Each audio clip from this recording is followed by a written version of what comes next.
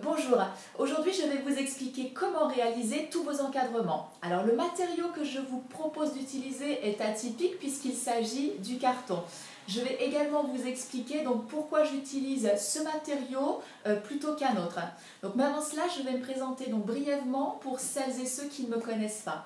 Donc, je suis Valérie Fernande Ortega, je suis créatrice de mobilier et d'accessoires en carton donc depuis 2003 où j'ai créé l'entreprise Mobilia dell'Arte. Donc, au sein de cette entreprise, donc, je crée sur mesure pour les particuliers et les professionnels, mais je dispense également donc, des formations loisirs, mais également une formation professionnelle pour celles et ceux qui se destinent à exercer le même métier que moi. Alors concernant l'encadrement, vous avez sûrement chez vous une illustration, une peinture, une aquarelle, une photo d'un moment que vous avez partagé, d'un lieu sur lequel vous êtes allé, d'une personne que vous aimez. Vous avez peut-être aussi, je ne sais pas, une broderie, un miroir, enfin que sais-je. On peut encadrer tellement de choses et donc toutes ces petites choses, on aime s'en entourer parce qu'elles nous évoquent des choses positives, des moments heureux. Elles mettent simplement de la gaieté dans notre environnement. Alors le premier réflexe que l'on va avoir, c'est certainement d'aller acheter simplement un sous-verre pour les protéger avant de les accrocher au mur.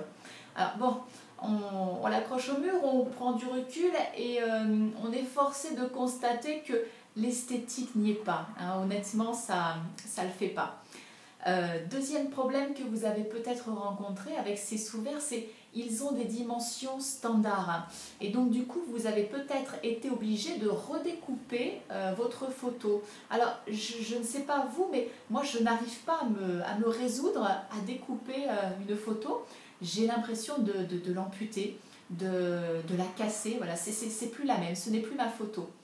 Alors un autre objet dont je voulais vous parler par rapport à l'encadrement, c'est vous avez peut-être déjà craqué pour le travail d'un artiste peintre et vous lui avez acheté une toile. Alors une toile, c'est un objet qui est léger, hein, qui est monté sur châssis. Et donc l'épaisseur de la toile fait que là, pour la mise en valeur, on va aller directement chez l'encadreur. Alors on va choisir une moulure qui va avoir une certaine épaisseur et un certain style, donc qui va être en adéquation avec le visuel de la toile. Bon, vous demandez un devis et je ne sais pas, mais peut-être que certains d'entre vous se sont déjà étranglés devant le montant du devis d'un encadreur. C'est très cher l'encadrement. Bon, en fait, ce n'est pas très compliqué. Qu'est-ce que vous voulez? Vous voulez pouvoir choisir les dimensions de votre encadrement en fonction des dimensions de votre visuel. Vous avez envie de choisir la largeur et le style de votre moulure. Et tout ça, évidemment, à un prix défiant toute concurrence. Alors tout ça, je peux vous le proposer justement grâce au carton. Je vais vous expliquer pourquoi je choisis le carton pour réaliser mes encadrements. Donc premier argument, et pas des moindres, c'est que le carton, je le récupère. Donc la matière est gratuite. Deuxième argument, c'est que c'est un matériau qui est très facile à travailler. J'utilise des outils très simples hein, comme un crayon, un cutter, de la colle et une canne à poncer avec un papier de verre très fin. C'est tout. Le troisième argument, c'est que c'est un matériau qui a une structure intéressante. Hein. On a l'habitude de voir le carton donc, sous sa forme emballage, donc la forme lisse, la plaque de carton. Et moi, je vais aller chercher ce que la matière a à l'intérieur. Et c'est ce qui me permet, vous voyez, de réaliser toutes ces dentelles de carton et de travailler donc, tout le relief de ma moulure. Alors après, il y a un travail de mise en couleur. Donc aujourd'hui, je dispose de deux techniques d'encadrement. Donc une qui est plus spécifique aux toiles sur châssis parce qu'il y a l'épaisseur de la toile à prendre en compte. Et une deuxième technique d'encadrement que j'ai mise au point. Donc on retrouve bien hein, les caractéristiques que j'ai énoncées, les avantages, à savoir un encadrement donc, sur mesure avec l'épaisseur d'une moulure que j'ai déterminée au préalable, J'ai choisi de travailler le style de ma moulure comme vous le voyez là ici, mais j'aurais pu faire quelque chose de beaucoup plus sobre, ça aurait pu être lisse. Et donc, autre avantage de cette deuxième technique d'encadrement, c'est que j'ai créé un système qui me permet de changer le visuel à loisir.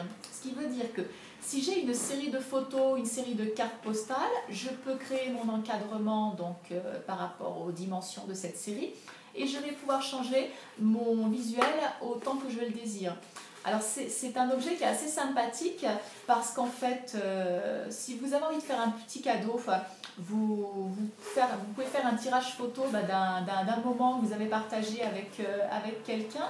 Vous réalisez son encadrement donc sur mesure avec ce système justement qui permet de changer le visuel.